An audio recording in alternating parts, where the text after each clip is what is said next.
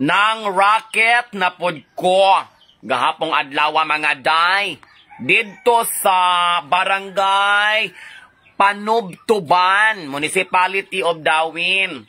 Ako ang natahasan nga mo-decorate sa kasal ni Jocelyn o ni John Paul. Muna akong gikabisihan kagahapong adlaw mga day. So sa wala pa ko niangat dito sa babaw mga day, paglantaw na ako sa akong motor, medyo pisak-pisak, lapok-lapok, hugaw na magyud mga day. Ni hapit ko dito sa vulcanizing shop sa akong ka-friendship nga si Tatski. Akong gipa general cleaning ang ako ang motorcycle kay laksot na kay nawong mga day, liwat sa driver.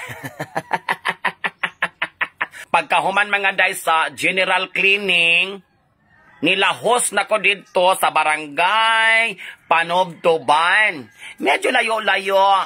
Up the mountain out there. But then, the road going there is cemented already.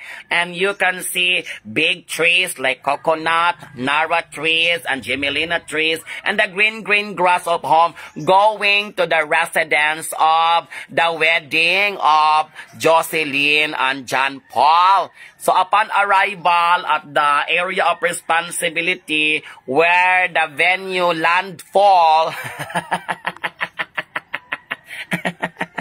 nga nung naglandfall ang venue, gidouble check lang nako mga day. Yes, gidouble check lang nako ang ako mga instructions sa ako mga assistant kung ila bagyong nasubay og nabuhat ang akong ganahan nga mahitabo. Entrance pa lang mga day, nawindang nako. Kay ilagong gipuno og daghan kaing bulak ang among arko-arko sa entrance. So na-amazed ko mga day kay ang akong mga batos assistant.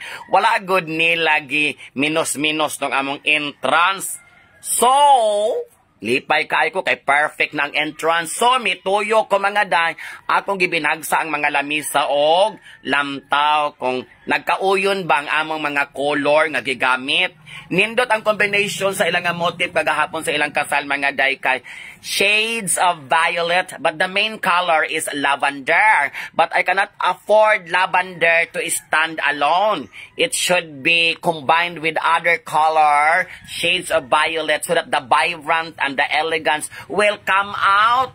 So akong ginagawa ang backdrop mga day, perfect raman pod, lami rapod. Pero ang amo ang racket sa kasal mga day, mga ginagmay radyo na kay basig mingon mo unsa po nit Ma'am Eli oy iyang decoration ingon ana raman kana among decoration mga day ginagmay ra gud intawo na nindot pag pagkaskirting mga day pagpahimutang sa amo ang principal sponsors table kauban ako akong ka friendship nga si Mitch. Say mangtas kaayo sa table setup and table setting. Unya na-amaze po ko mga day, ang mga nagtagay di ay ditong dapita, nakaila po nagko, ila kong patagayon, pero ning kong ayaw lang sa, kay lahi rabat yung kong makaino, magugma rabat kong senior citizens, basig malaitan ako inyo mga lagay dihang dapita. Yan sila idol, Ma'am Eli. Naulaw sad ko kay wa ko'y ligo mga day. My goodness. I feel so beautiful but not in the right time. So pag ato na ko dito sa sulod, ni kong familiar lagi ng mga babayi sa Jerusalem nga nag-makeup ani mga bridesmaids. My goodness, wa ko ka-expect nga ako ra po ang mga kauban diri si Jebangs o si JD, ang mga makeup artist atong wedding celebration. So paglantaw na ako, everything's okay. Perfect na. Gamay na lang finishing touches. Ako nang gibiyaan ang venue, mga day. So, kay gigutom man ko mga day, kay human man to sa ako nga live. Gigutom ko kanaas, bagras-bagras, angat-angat aning bukid. Ni kaon ko sa karinderya mga day, gigutom ko, kay gakuto akong tiyan. Pagkahuman ako kaon mga day, paglantaw na ako, my goodness, my crowning glory, which is my hair is no longer applicable to me. I need to cut my head for me to look beautiful again. One more time. So nagpaalot ko mga day. So mauna niya nga ako nga final look mga day.